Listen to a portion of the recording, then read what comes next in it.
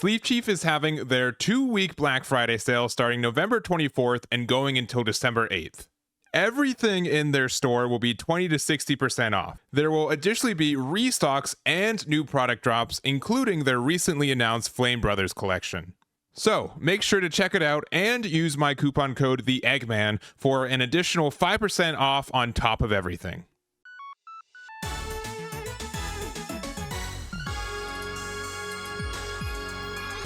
Hey everyone, Eggman here with another video, and we have our week 4 power rankings for the One Piece OP08.5 meta, and this might be the last video I go over for this meta in particular. We're pretty much at the tail end of it. We just have a couple more events, and I know a lot of people have set their sights to OP09 since it will be our finals format here in North America. So I'll continue to update this on my website, Eggman Events, so you can check that linked in the description, but this will probably be my last video for it. So I'm also going to kind of put an updated tier list as part of it. So just kind of my thoughts for these last couple weeks of 8.5. But I do want to say big shout outs to TCG Matchmaking. I would not be able to do this video or any of the data without them. They collect so much good data, and I really do appreciate it. And also, as an additional gift, they did send me 25 codes for their Patreon. So you can get a free month if you aren't already subscribed to them on there, which gives you access to their articles, but also more data on their rank server stuff. So make sure to check it out. I would not be able to make any as many of these videos or get as much of an insight without it, and it's really invaluable in my opinion. So you can make sure to check that out,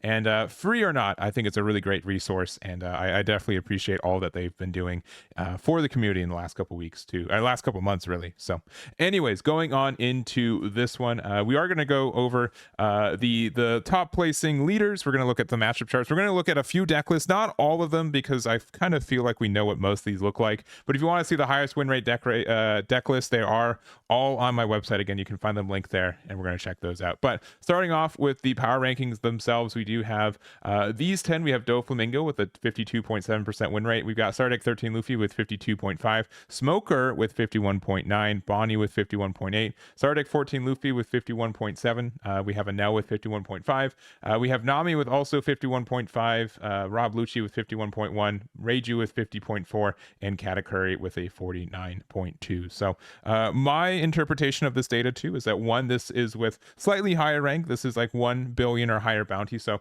these are players that have played a good amount of games and have a positive win rate, first of all, or generally do as it is. So I think that's something that's invaluable with it too. Also, typically, if a deck is a little bit harder to play, their win rate is a little bit lower, even though that like a really strong player would be able to get a little bit more wins with it. So that's something to mention with it as well.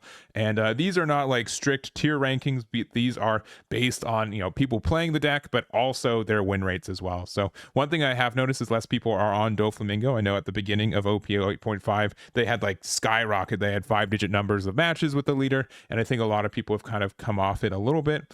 Doflamingo is not as straightforward, I think, as many people thought it would. There's a lot of different lines, and it's a little bit more technical than even me. I thought it was a little bit more technical than I thought. So I think that's something that impacted the deck in general. We got Star Deck 13 Luffy, my pick for honestly the best deck in this format right now. Super duper strong. It just gets to do whatever it wants. Smoker's been popping up on these pretty often, even though I would still say Rob Lucci is the better deck list of the two. And we do have Rob Lucci a little bit below Smoker in spot number 8, but I do think because more people are interested in it, you can see with 5,000 people playing it versus 1,300, more people are on Lucci, which means more good players, but also more bad players at the same time. So that skews the results a little bit.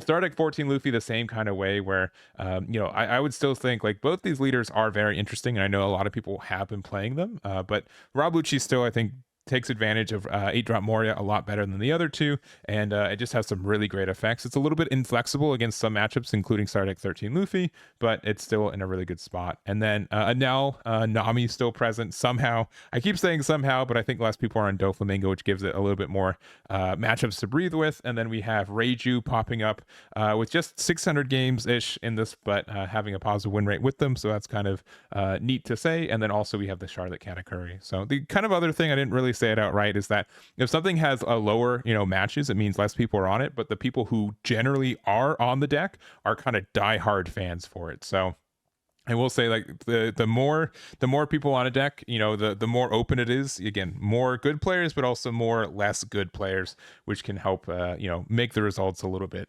less clean. But this is what they looked like on there. And then looking at the matchup chart, we do see pretty much what we've been expecting. So Doflamingo doing pretty well. Black Yo Luffy still a little bit rough, and Nell is really rough for it too. Vegapunk being about 50%. I will say this one, I kind of expected to see maybe a little bit more Marco and maybe hit the top 10. I know a lot of people have been testing it this week after my finish in this previous Treasure Cup weekend with it and getting a top 8, but not quite there. But Doflamingo definitely seems more positive than what it looks like. It says that it's like a 35% win rate against Doflamingo, and in my experience, the matchup can be way more obtainable than that. So that's one piece of information that I would argue based on my own experience, but I also think Marco players are on a lot of different builds, which means that the Doflamingo matchup can be a little bit trickier. We have Rob Lucci as well, 50% into Dofi, which is pretty good, 50% to itself. Abysmal win rate into the Black Yo Luffy, and then pretty positive across the board. Generally, what we're saying, I think Rob Lucci has the best matchup spread in the game right now, but it does have a bit of a rough time into the other two of what I would say is the top three. Luffy on the converse side has a great matchup into the top three, and then has a bit of an issue into some of like the, I'd say, top 5 lists of like Anel and Bonnie. Those are just kind of losing matchups. Purple Luffy as well, though I'd say Purple Luffy isn't as around, didn't make it to the top 10 this week either. We have Anel doing some interesting numbers. I think we do have a really good Dofi matchup. We have a positive, I would say, matchup against BY. A lot of people are kind of teching, just playing out their big 7, 8, 9, 10 costs, and then eventually just kind of stall them out of value, which means that you are able to just like hit them down. It doesn't matter their leaders are 9k, you've got a lot of attacks kind of going in, which is really important. Bonnie's a little bit of a negative matchup. Purple Luffy is a little bit fast. Katakuri is a little fast. Nami is abysmal, which I think this leader is getting a little bit more popular. I think a lot of people are off it with Doflamingo coming out. And with Doflamingo, I think still being very popular, but not as popular as it was during week 1. Again, it does give Nami a little bit more time to breathe. Bonnie is surviving. It does have like a winnable matchup against Dofi, a pretty rough matchup into Lucci, and then still great across the rest of like the top 5 area. So I do think that helps it quite a bit. It does lose to Marco, which I do agree with this one quite a bit. But the amount of interaction that Bonnie has is really nice. Katakuri is just kind of hanging out. It's a very inconsistent deck in my own opinion right now, but you do have some weird matchup spreads, right? The fact that you can beat both Anel and Rob Lucci. BY is a bit of a tough spot. Dofi's a bit of a tough spot. But you do, and like even like Bonnie, but then I don't know. Katakuri, I think there's just better decks to play right now, but I do know some people just like the deck and how it works. It's moderately linear compared to a lot of other decks that exist right now, which means it still has a lot of power. Nami, as you can see, still has a really good spread into the Rob Lucci, the BY, the Enel, and Bonnie. So 4 of the top 5 matchups are very winnable for you, but the biggest issue is that Doflamingo is pretty abysmal with a 25% there. So because of that, that does hurt your chances. I also will agree that Marco is bad for it. I think that matchup's been in my favor. And then also Purple Luffy, which again, I think people are just off Purple Luffy until OP09 and the new support and wave of it you get from there. But I think the deck is still fine. I think there will always be Nami players no matter what. It's just such a unique deck, and people just commit to it, and so it's still going to be around. But looking at this, I can see why. Like if you can just dodge the Doflamingo players, or not even just play more, play less than 2 copies of them, you can get a top 32 with it. It's just dodging them, which is super tricky for you. Black Star Deck 14 Luffy is just doing all right. I know again, like it did get a top 2 in Europe this past weekend, so it's been always like more popular in Europe than North America. It's very grindy and very value based. I played it again recently, and I felt like it just has like sometimes a bit of a inconsistent setup compared to Lucci, since they get to put 2 cards in their trash every turn. But the deck still does have a good amount of variety and strength. Being a 6k leader can always be good, and I'm really looking forward to seeing if Luffy can still get some tops into this format. So we have it there. Obviously having a bit of a rough matchup into our top 2 decks, but like BY is still like winnable, especially compared to Rob Lucci, which is really nice for it. And then also Bonnie and Anel are in our favor, but then we do kind of whittle off on a little bit on the low end decks. So we have that. Smoker, same kind kind of thing. We do have like some middling matchup into the top 3, but then the rest of the top meta, you have like some pretty standard matchups. So I think that does help the deck out as well. I think Smoker's just, I don't know if there's just needs to be like a code you need to crack with it, but it seems really strong in a lot of ways, and I do like it. And then we've got blue and purple Reiju, which I'm really surprised to see this crack into the top 10 this week. I know BY is just such an abysmal matchup for you. Lucci is about even, Dofi's about even, Bonnie's about even, and L's even, so are like in our favor. So we do get to be have a good amount of matchups, but this is off a lower matchup spread. This wasn't something that was super played in a lot of it, so the people who are playing it were very strong with the deck compared to, I think, are very committed, at least if anything else.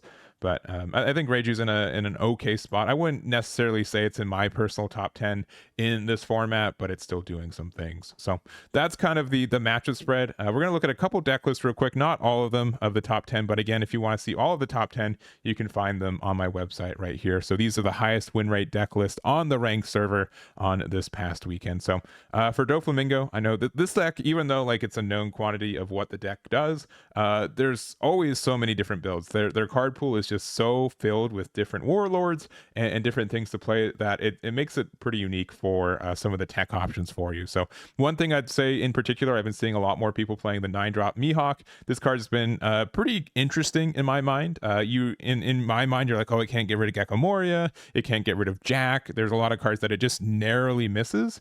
But the things that you do get to hit are still very, very strong. So it's an interesting ad, and it's a 9k, which means you get a free damage into, or at least a free pressure against Black Yellow Luffy, which can be somewhat of a tougher matchup. So Mihawk against that deck can really help you even it out a little bit. And it's a 7 Warlords, which means that Sengoku can find it because there's no cost reduction on what the search is for. We also have Kaido, just a great like refuel, so you don't lose in that like the hand resources. And then we also have 2 Gravity Blades. I've been liking Red Rock a little bit more than Gravity Blade, but it's still both are great. I wouldn't say one is strictly better than the other. Just kind of goes down to a choice. And then we also have the Boa, which again, we know most people aren't playing the 6-drop version of it, but in the mirror match it can be really good. You can bottom deck your opponent's 1-drops as well as being able to stun something that your opponent was hoping to attack with on the last turn. So it seems like a good build. I honestly want to test this build verbatim, so I think this is a good one for Dofi. And then for Black Yellow Luffy, one new ad I've been seeing pop up pretty often is the Nami from Star Deck 14. So it's just a blocker, and if you have a character with a cost of 8 or more, you get to and 6 or less cards in hand, you get to draw 1. So there are some weird times where this is just a blocker that lets you draw. Luffy is pretty dependent on every card being useful, or every card can convert into some kind of value. So Nami being able to be a blocker, convert into 1 more card, and then being able to still do your Sabo effect to block and protect the Nami, I've been seeing it do some good work as well. So I think it's a good ad, and in some situations it's better to have 2 blockers and be a 7k leader with 1 life than opposed to being a 9k leader with 2 blockers and 0 life. So I think that's a good ad, and it's been really interesting to see in the last couple weeks. We also have Smoker. This is just the build for it. Again, I'm just surprised Smoker is still hanging on. This is one of my favorite leaders in the game right now, but I still personally feel that it is overshadowed by how good Rob Lucci is, even though it's a little bit less consistent compared to Smoker due to the Sengoku being a really good consistency tool. Drawing 3 cards and getting rid of 2 Navy cards in your hand is really great. We do also have access to the Tashigi. We also have access to the Jack, but I don't know. I think this deck can still have some pressure. The Hina being added back in. I know a lot of people weren't on this immediately, but it has been very strong. And yeah, it's just like a really interesting leader that I wish that I could have some more reps with it personally. But it's been hard to sleeve this up when I think there's just some decks that it might be better with it. But if you are hard committed to Smoker, I think it's still going to be good. And I think I've been seeing some signs that it's going to continue to be good into OP09 with being able to play around some of the card effects there. So, but this is the build for Smoker. And then next up, we've got Star Deck 14 Luffy. Same kind of thing as Smoker. I wasn't expecting this to be very popular, but it's still being played quite a bit and getting a positive win rate. We do have the inclusion of the Hina. I've always liked this card, but whenever I see a Star Deck 14 Luffy top, I've never see it in there. The fact that this does give you like a free Dawn every turn, I think this is a lot of great value. You're not doing anything on 4 when you play it, but even then, like you can in some matchups you just put the Dawn underneath it with its own effect. You become a an 8 cost, and so it's difficult for your opponent to interact with this in some matchups early on, which is really great. And then later on, you get to just use the effect to be able to make your Luffy a 6k on defense. So I think that's great. It's a Navy card, so you get that access with it too. Kuzan's great for reduction. Laboon has been up on the stock market there. It's been a very coveted card. I know Blackbeard's been playing this since it does get around its own on-play negation effect. So this card's been very popular lately, and maybe a little bit trickier to get. But starting 14 Luffy, I still think is more viable than what we've been seeing, but we'll have to see what that looks like. Next up, you got Nami. This deck's been pretty similar. I just want to note that the 7-drop Croc's been a little bit more popular in this build lately. Reiju is essentially what we've been expecting and seeing for the last little bit. It's using the Foxy Pirate mini package, so not too wild there. And then Katakuri, the same kind of stuff we've been seeing on this one as well. Again, like it's a shame. I will say that the Katakuri star deck is probably one of the worst that we got of the 6. You just don't play any of the cards that you get from it, right? The Brule is like the one you get, but it's just like a slightly better 2k in some situations. You don't play the 6 cost in this build, and most people don't play it in this deck in general. We have like the Bonnie, which is great. We don't have any of the we do have the Nami here as well, which is this card's been like one of the best cards for the deck as like a way to like cycle cards. The life triggers are really great, and also being able to get rid of a 5 or less, which generally we were kind of stalled at like 4 cost, or like Idatsu couldn't reliably hit 5 costs. Luffy was hitting 4 costs as well. So being able to use Nami to get rid of 5 costs, I think is great too. So these are just kind of the decks that I want to look through real quick. Again, you can see all 10 of them over on the website. But to end it off, we do have a tier list. This is my own one for right now. And, you know, it's pretty surface level as well. But these are just my thoughts going on into it. So best deck in format. And this is ordered. I think it's Black Yellow Luffy, Rob Lucci, and Doflamingo in that order. These are, if not the best leaders in this game, these are the most present. They're taking up like 75% ish of most top cuts, and also like over 50% of most tournaments. So these are the decks you have to make sure you know what your game plan is, and if you don't have one, you're going to have a really rough go with it. So we have tier 1. We have Bonnie and Enel. I think these are like a half step below these. They're pretty good, and they can counter some of the big 3, but not every one of the big 3, which makes it a little bit tricky.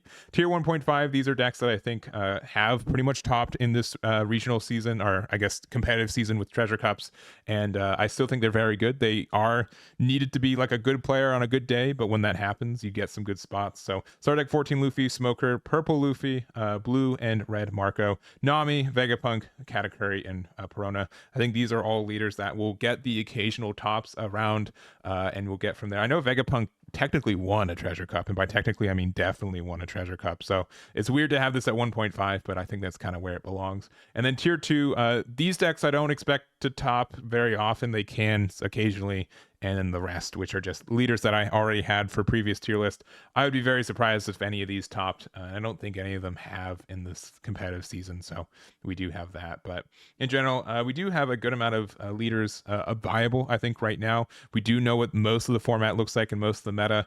And again, once we hit OP09 next month, most of this goes out the window. Doflamingo is still kind of present. Lucci is still kind of present in some way. Black Yellow Luffy can still kind of get the game every once in a while, but Blackbeard specifically turns off a lot of these decks, and a lot of people kind of have to adapt to a new meta and new things to kind of play around, which is really interesting. So these are just my thoughts going into it, as long as the data. So I hope you guys enjoy it. Make sure to check out TCG Matchmaking if you haven't already. I really appreciate all that they do, and that's going to be it for me this week. So that's going to be it for me. Thank you so much for watching, and I'll catch you all next time.